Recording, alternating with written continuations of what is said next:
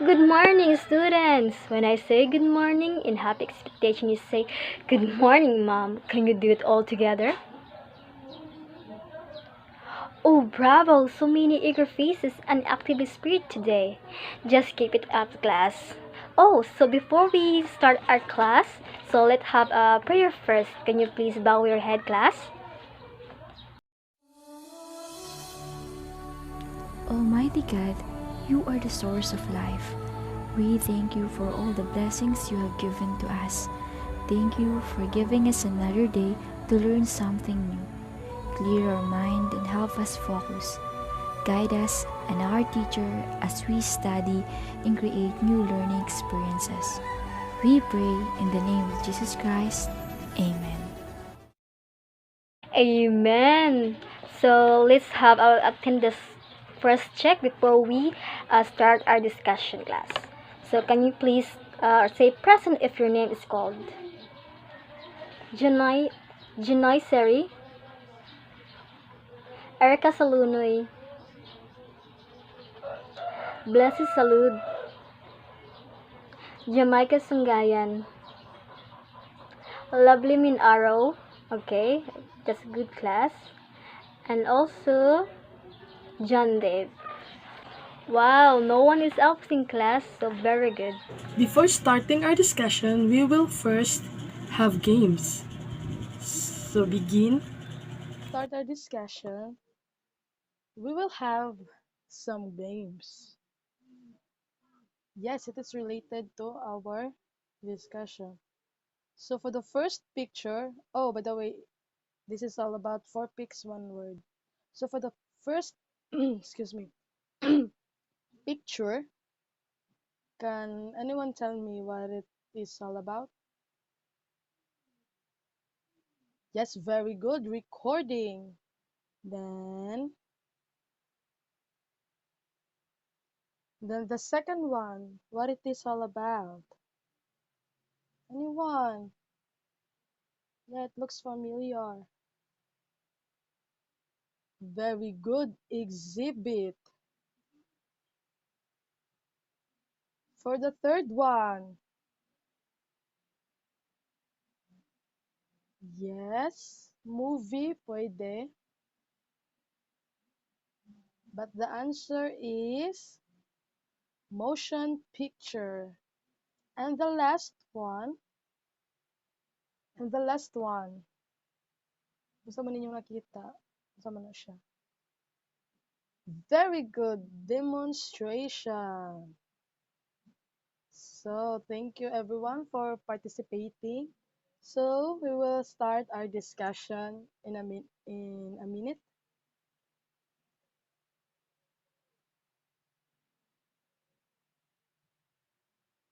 So, for today's discussion is all about Edgar's Dale Cone of Experience. So, who is Edgar Dale? Edgar Dale was born on April 27, 1900 in Benson, Minnesota, and died in March 8, 1985 in Columbus, Ohio, United States. He was an American educator who developed the cone of experience, also known as the learning pyramid. So Edgar Dale, 1900 to 1985, served on the Ohio State University faculty from 1929 until 1970. He was an internationally renowned pioneer. Pioneer means a person is among the first to explore or settle a new country or area. In the utilization of audio visual materials in instruction. Professor Dale's most famous concept was called the cone of experience, so also known as the very good learning pyramid, a graphic depiction of the relationship between how information is presented in instruction and the outcomes of learners.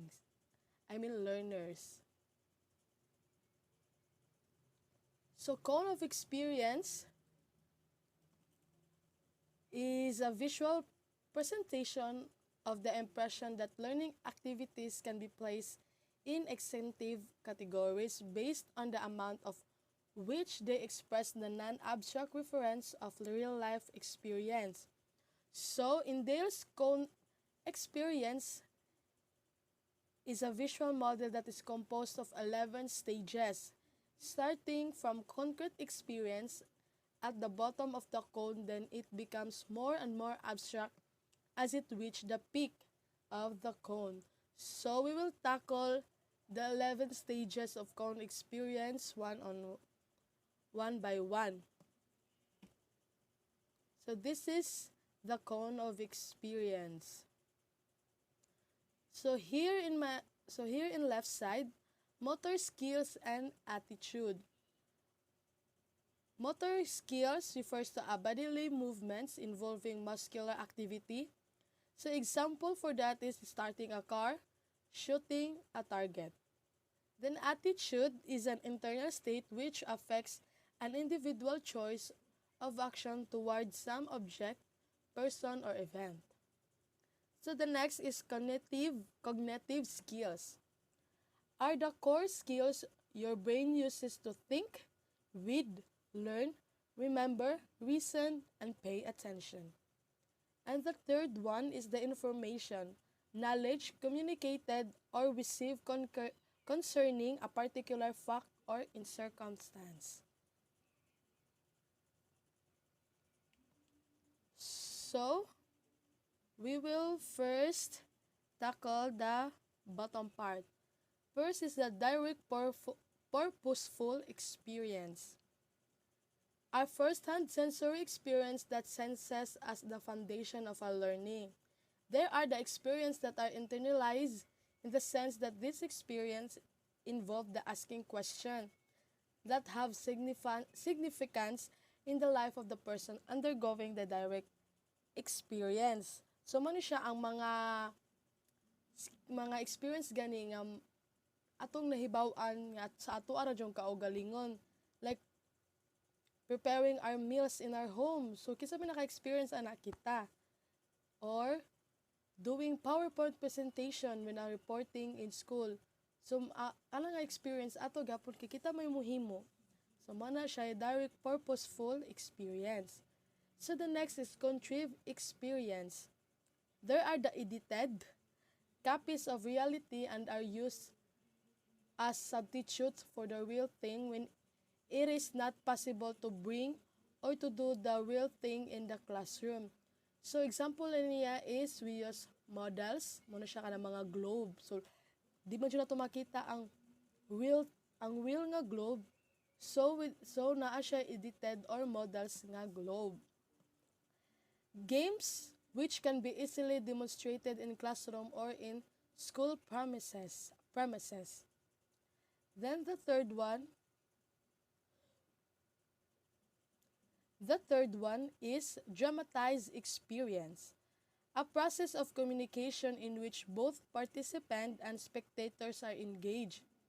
So, man siya ang mga experience nga kanang kasagaran no, if you are students, kay man siya ang role-playing, formal plays, or pageant kanang about gyapon sa school. Like, mag-pageant mo about mga recycled dress. O, pwede na siya. Muna siya mga dramatized experience.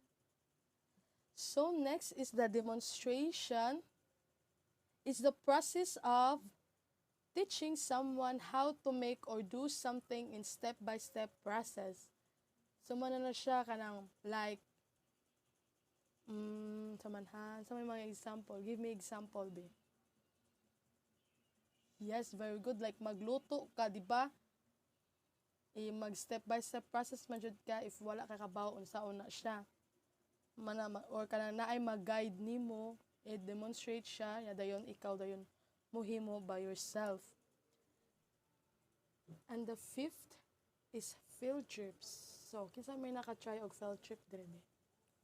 Yes, kanang mo tag mga park, family zoo.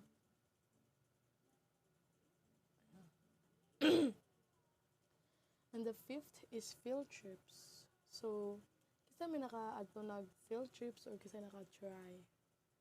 Yes, pag elementary.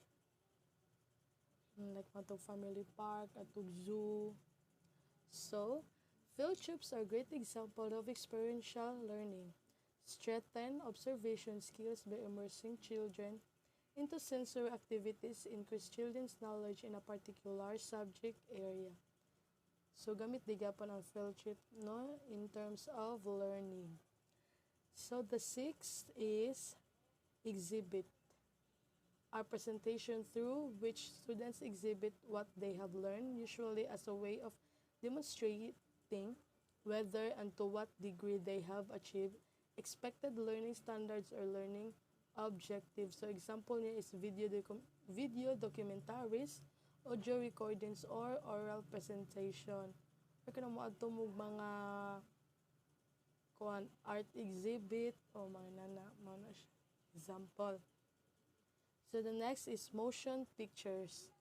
Makes the experience firsthand through a series of techniques. The motion picture brings reality into pupils' experience. So motion pictures is, for example, niya is movie. Like, di ba, kung unsay mo nakita sa movie, kay nausahay atong ma-compare in reality. Well, in fact, nadyo-usahan nga, lahi radyod siya. But sometimes, nadyo-usahay nga, kayon ko, lo, pariha mo na ito kung kita na awang naitabo, no? Diba? So, naiingana. So, the next one is audio recordings of photos. Audio recordings, students can back up, self-correct, and restate as they think. So, gamit gyapon ni siya sa, in terms of learning, no? Kay, if ever na may subject nga need siya og makadungog audio recordings or photos is one of the evidence nga tinuod yun na siyang nahitabo, like for example sa books. So makita mo pictures nga ay ana jud ay tinuod jud ay. So gamit gihapon siya. Or kanang mga kuan mag-record mo for demonstrations o may nana or namo sa inyong PE baron is mag-record mo or mag-record mo sa inyong mga individual nga kanta. So, ano siya. So, the next is picture or visual symbols. So, visual symbol is representation of direct reality which comes into form of sign and symbols. Example niya is organizational chart. So, muna siya katugan na yung mga gaway-gaway. Like, for example, for the main topic, then, ang kanang mga ubos na siya, muna na siya ang unsay content or unsay consists sa topic. Muna siya organizational chart. So, the last one is text or verbal symbols. Shows meaning or emotion through writing or spoken words. So, mano siya, example na niya is poem. Di ba may nana ka ng mga love letter? Or unsa na siya nga letter nga through your emotions or like, dili ba karon hilig mo verbal sa imong emotions. So, pwede nimo siya ipamaagi og writing.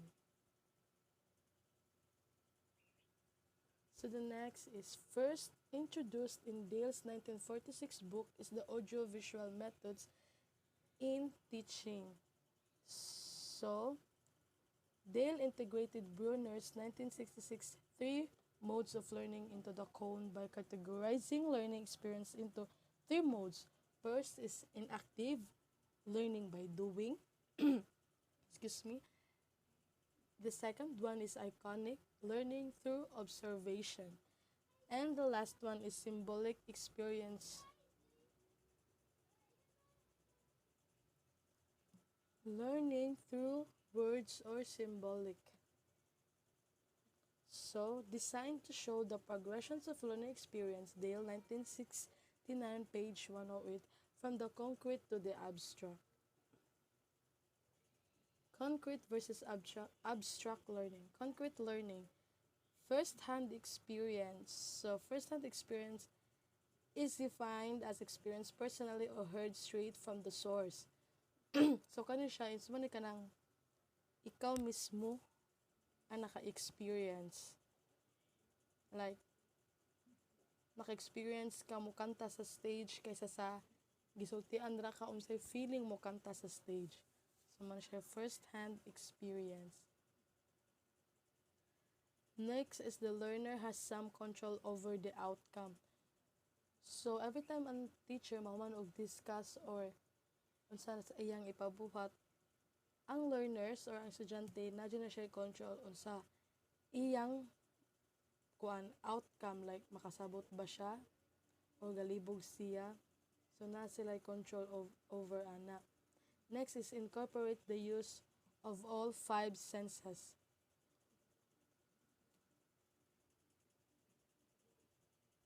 So the 5 senses are the sight with our eyes, touch with our fingers, smell with our nose, taste with our tongue, and hearing with our ears. So the next is abstract learning, difficulty when not enough previous experience or exposure to a concept. So, di ba, maglisod kag-relate if wala ka ka-experience or kuwang imong exposure about anang thing. Next is every level of the cone uses abstract thinking in calm way. Then the next is influences on the cone of experience. Hoban and Zisman visual media graph. Value of educational technology is based on their degree of realism. And next is Jerome Bruner's theory of instruction. There are 3 levels in the learning process. Inactive or direct experience. Part forms of the basis of a learning experience, and it refers to the direct or actual experiences. Next is the iconic representation of experience. Parts refers to abstract experience in the form of pictures. Ano siya mga kanang para maka-experience ka ana nga butang is through picture lang. Kinaman joy usay nga dili na to maadto or ma-experience na siya like mga history. Next is the symbolic. Words or visual symbols. Parts represent the forming or mental image in the absence of concrete object. The process of learning must begin on concrete experiences and move towards the abstract if mastery is to be obtained. To continue our discussion of Edgar Dale's cone of experience, we have here the intentions on the cone of experience. Dale, 1969, wrote that may lead to a more useful way of thinking about audiovisual materials and their application in the classroom. The levels of the cone are interactive. As one moves up the cone, there is not necessarily an increase in difficulty, but rather an increase in abstract thought. In his first edition of Audiovisual Methods in Teaching of 1946, Dale expanded Dewey's concept of the continuity of learning through experience by developing the cone of experience, which relates a concrete to abstract continuum to audiovisual media options. Dale regarded the cone as a visual analogy to show the progress of learning experiences from the concrete to the abstract rather than as a prescription for instruction with media. In moving toward pinnacle of the cone from direct purposeful experiences to verbal symbols, the degree of abstraction gradually increases. As a result, learners become spectators rather than participants. The bottom of the cone represented purposeful experience that is seen, handled, tasted, touched, felt, and smelled. By contrast, at the top of the cone, verbal symbols, examples are words, and messages are highly abstract. They do not have physical resemblance to the objects or ideas. As Dale wrote, the word horse as we write it does not look like a horse, or sound like a horse, or feel like a horse. Dale explained that the broad base of the cone illustrated the importance of direct experience for effective communication and learning, especially for young children. Real and concrete experiences are necessary to provide the foundation of their permanent learning. The historical importance of Dale's cone rests in its attempt to relate media to psychological theory, and the cone has shaped various sets of media selection guidelines ever since. For example, influenced by Delbrig's delineated general principles for media selection according to the age of learners, the type of learners, and the type of task.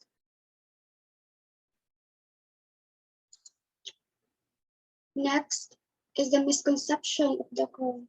All teaching learning must move from the bottom to the top of the cone. One kind of experience on the cone is more useful than another. More emphasis should be put on the bottom levels of the cone. The upper level of the cone is for older students, while the lower levels are for younger students. Gall intended to produce an intuitive model of concreteness of various kinds of audiovisual media. However, the model has been widely and frequently misunderstood and misused. The cone is often wrongly referred to as the cone of learning, learning pyramid, or remembering cone. What some refer to as the corrupted one is now widely misunderstood as Dale's cone of experience. I will show you an illustration, and it was most shared as the cone of experience. I've probably seen it before on social media or in an article about effective learning approaches. The cone that I will going to show, on the other hand, represents the levels Edgar introduced in his original model.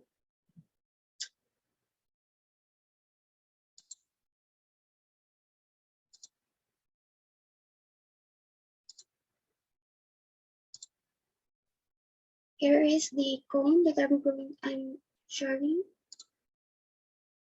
As we can see from illustration, the corrupted model purports to inform learners of how much people remember based on how they receive information. According to it, learners generally remember 10% of what they read, 20% of what they hear, 30% of what they see, 50% of what they hear and see, 70% of what they say and write, and 90% of what to do. What do. Suspiciously round numbers, right? But when you compare the corrupted model to Dell's actual cone of experience, you notice that Dell did not include any numbers or percentage. And now I will going to show you the example of the real example of Edgar Dell's cone of experience.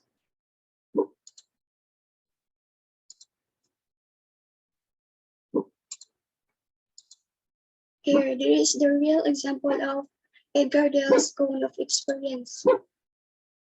In fact, Dell never mentioned the relationship between the level of cone and the learner's level after cone. Instead, he simply used the shape to convey the gradual loss of loss of sensory information in learning interventions. On top of this, musical retention percentage, Dell's cone of experience has been misapplied for decades. For instance, some interpret the model as suggesting that direct learning experiences are inherently better than the more abstract audiovisual experiences offered at the top of the cone. But this is far from how Dell intended this cone to be used. In his 1969 edition of Audiovisual Methods in Teaching, Dell notes that the cone is merely a visual analogy. It shows the progression of learning experiences from concrete to the abstract. The shape had nothing to do with deciding that one kind of experience is better than another.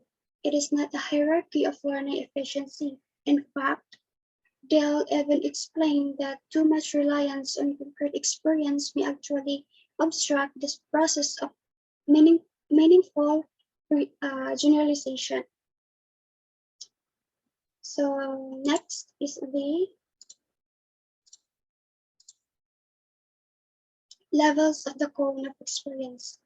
And we have here the inactive direct experiences. Under this is the direct purposeful, contrived, and dramatized.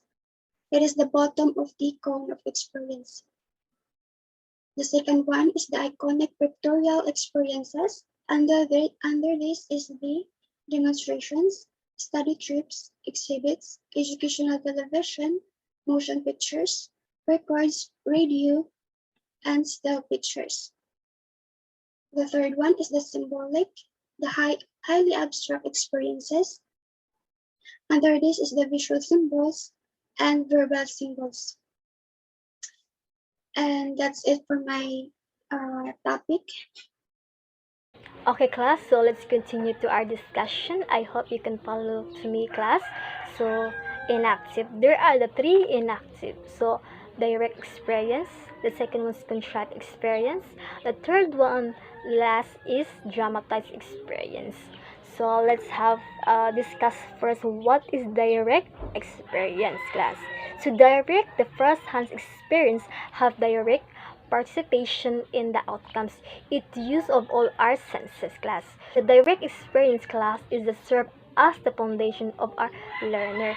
So it is learning by doing. So as you can see the picture, they are built or they're doing the activity which is the cooking. So it is a serve or meaningful information and idea through saying, hearing, tasting, and smelling. They are not our own soft experience but still experience in the all senses. So let's have contract experience, class. So model and the mock-up. Anything of reality necessary when the real experience cannot be used or are too complicated. So contrived experience are the aided copies of reality and are used as substitute for real things when it is not a practical or possible to bring or to do the real things in the classroom. So maana ako yung like for example na mag-bring your map, a map of Asia. Okay, we will have to discuss about the locating area. So ana class, you have to familiarize the area of location area of map of Asia. So by doing that, you can learn so much more. So let's have the last one is dramatized experience. I hope class you can follow to me. So it is constructed experience can be used to simplify and event or idea to the most important parts. So dramatize. So when we say about dramatized class, it is creative interaction take place of sharing of idea. It is a process of communication in which both participants or spectator are engaging. It is something that catch and hold and out attention has an emotional impact of the learner. So it is important class that dramatize that we can express or communicate by conveying the audience and we can have learning so much more. So let's have iconic. So there are the three iconic experience of area. So let's have the demonstrator, study trip, and exhibit. So let's have the discuss about the what is iconic experience class. So it is a progressively moving toward greater use of imagination. So iconic experience is interpreting the image and drawing. The student looks at the drawing or picture or film or such as experience or once removing from the physical realm or limited or 2-3 senses. Di mo makita ang usa ka estudyante na will effectively naka-learn ba sila to ilang sa conveying sa ilang hunahuna or makakonstruct ba sila sentence to ilang imagination. So let's have to demonstration. So demonstration is a visualized explanation of an important fact, idea, or process. So show how certain things are done. So demonstrator, it is a visual explanation class of an important fact, idea, or process through the use of object, picture, and social media in order to facilitate clear and effectively learner.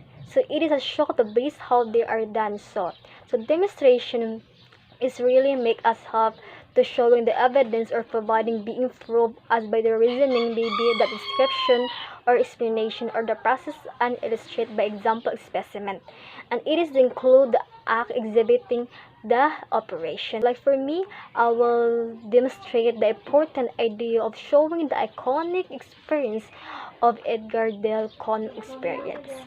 So let's have the study trip. So watch people do things in a real situation. Observe an event that is unavailable in the classroom. So the purpose of the study trip is usually observation of education, non-experimental research, or to provide students with experiment outside and their activity or everyday activities such as doing campaign with teacher and their classmates. So it is helpful for the learner as a great activity experience. So for example, well, the example of that class is Girl Scout are having enjoyed the school club.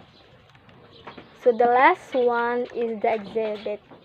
So I hope you class you can listen my discussion. This is will be the last. So exhibit sometimes seen by a spectator. So ready-made museum career, homemade classroom project, national history day competition. So exhibit, when we talk about exhibit, the word concrete that comes to your mind is like this scissor. So this is the concrete object now. Well, exhibit or experience are for your eye only, but some exhibit include sensory experience which could be related to direct experience now, meaning an idea are presented to the learner are more abstract manners. So exhibit can be include the model diagramma, display chart, and etc. Now exhibit are applied to classroom. So practice right class is such the way that teacher can show student visual representation of concrete example of idea or an image. It is conveyed to them and also the place to help the student and their learner because gain knowledge as the idea or through the creative students. So as the meaning of thought by seeing the object. So now, let's proceed to the educational television and motion pictures. So let's talk about first about the television or the educational television. So television, it's bring immediate interaction with events from around the world. Two is it that an event to create clearer understanding than if experience actual event firsthand. So when we talk about television, so mostly students have an interest about what they are watching, since today is the traditional education arguably uses this group the most, which is the live education.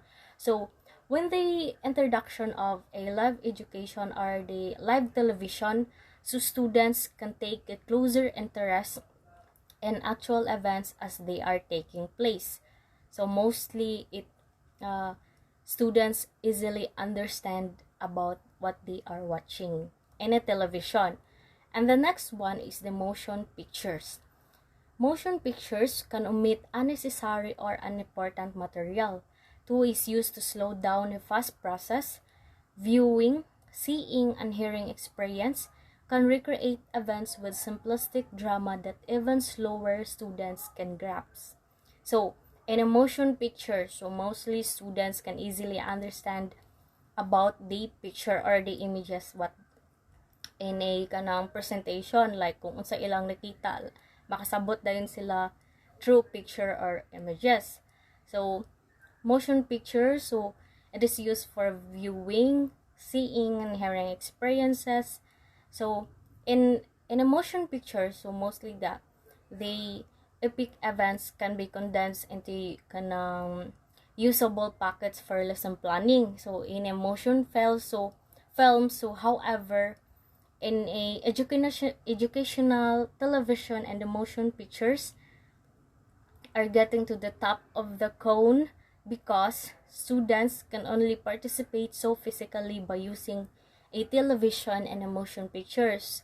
Kaya nga no, mas dali man makasabot ang estudyante by watching and seeing the pictures. So let's proceed to the next slide. So here, the next one is the recordings, radio, and still pictures. So can often be understood by those who cannot read. So helpful to students who cannot deal with the motion or pace of a real event or television. So in our recordings, radio, and still pictures, so most This is the most abstract of the iconic category where Dale places recordings, radio, and still pictures. So, example of these are the magazine or the Time Life magazine, the listening to ad or listening to radio broadcasts, and listening to period music. So that's are the example of recordings, radio, and still pictures. So when we say recording, so it can be very helpful aid in generating and enhancing already existing learning materials, since mostly if we can hear a voice kay mas dali ta makasabot. And also in a radio sad, if we listen to the broadcast or the radio broadcast, so most before, so students kay mo engage jud into listening a radio. And in a still pictures, just wait for a while. And in a still picture, so mostly ang mga images can depict people, mga place, and other things. So pictures play a crucial role, or it is very important in helping the students to reach events or comprehend concepts. That's why it is very important nga mostly ang mga students kay makasabot through makakita ra sila picture, makalisten sila sa radio, and also the recordings audio. So next is number 3 is the symbolic. So the other symbolic, there are two. So let's see. So symbolic, so very little immediate physical action, and 2 is difficult only if one doesn't have enough direct experience to support the symbol, and 3 used at all levels of the cone and varying importance. So in A kanang symbolic, so the last category naman ni siya, or the symbolic experiences. So it includes or included in the last categories and of the cone or on the cone. So when we talk about symbolic experiences, are the most frequently used in traditional education. So despite Dale's opinion was the symbolic experiences are the most abstract. So let's see if what are they involved in the symbolic experiences. So there are 2. Next, the first one is the visual symbols. So when we talk about the visual symbols, no longer involves reproducing real situations. Chalkboard and overhead projector, the most widely used media, so help students see an idea, event, or process. So before, in a traditional education, mostly atong ginagamit is the visual symbols, which is mag-elementary, kay we can see the visual aids sa mga teachers. So mga students, kay dali sila makasabot since by writing siya. Yet, mostly, when we talk about now, ang mga visual, kay rare na lang kaayo since we have an advancement of technology. So, ang ginagamit na lang is the projector, kanang mga media, mga PowerPoint presentations, mga karon. But the visual symbols before is very important since due to the fact that ang kaning visual symbols is the majority of students learn best visually. So makanang mga visual presentations such as mga drawings are crucial in the teaching process. So through the use of maps, kanang mga charts, graphs, so students may quickly understand the information provided. Since in a visual symbol kay kanang we include the important key nga mo na i-remember sa mga students. So for example here, there's a word touch and then naasay picture. So that's why dali maka-understand ang mga students. And the next one, this is the last one, which is the verbal symbols. So there are 2 types, which is the written words or more abstract, and the second one is the spoken words, which is less abstract. Just wait for a while. So in a verbal symbols, so these are the last layer of the cone of experience. So in this category conception, so don't resemble the things they represent, making it the most abstract band of the cone. So muna siya most abstract of the cone. Since when we talk about verbal symbols, so these are the spoken words, mga phrases, mga clauses, sounds, or other utterances that signify something. Kaya mostly, di ba, ang verbal kay na mga written words, mga spoken words, but ang spoken words mo na siya less abstract. Kaya ang written words, this is more abstract. Okay? Example lang in a verbal symbols. Kaya kanang sa discussion, when a teacher discuss something or discuss a lesson or a lecture or an explanation. So, no more questions, class. That's all for the Edgar Dale's cone of experience. So, any questions? Okay, none so far. So now let's proceed to the evaluation. So in evaluation, so we have a Google Forms. So I will send the link through to our GC since we are in a flexible learning, which is online class. So we have there the read each item carefully and choose the correct answer. So I will send later the Google Form link and you can answer it. And for your assignment, since wala na may questions, so I have here the assignment. So search and give the importance of Edgar Dale's cone of experience. So you can search and give the importance. So what are the importance of Edgar Dale's cone of experience? So you can search it and pass it to me tomorrow. Okay, goodbye class. Thank you so much.